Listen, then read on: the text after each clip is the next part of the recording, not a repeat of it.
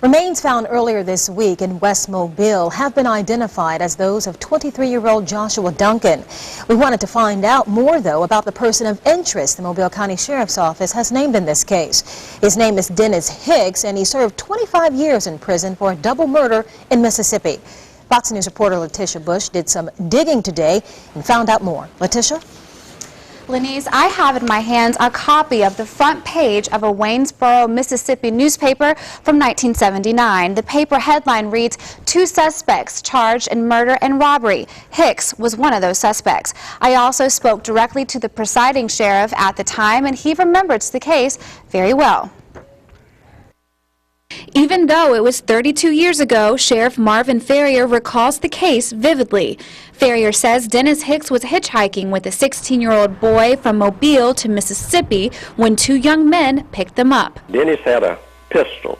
He pulled a gun on the boys and made them get out of the car, and him and the other boy raised the trunk of the car and put them in the back of the car, in the trunk, locked it down, and started leaving. But when he turned back, it turned deadly. Ferrier says Hicks and his friend came back to the car when they realized the drivers could identify them if they were caught. He began to shoot the boys as they were laying in the trunk of the car, and the other boy began to stab them with a knife. Killed both of these boys, and they locked the trunk back down, headed back trying to hitchhike to Mobile. A bullet found in the body matched Hicks' pistol, and the two were later convicted for double murder.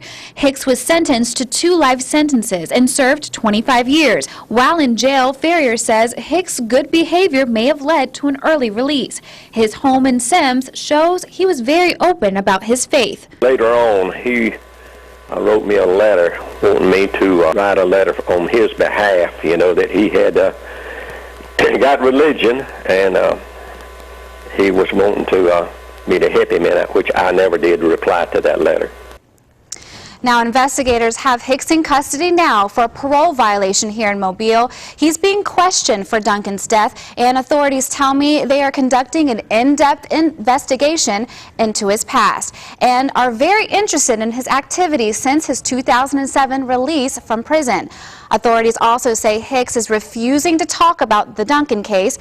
Reporting live in the studio, I'm Letitia Bush, Fox 10 News.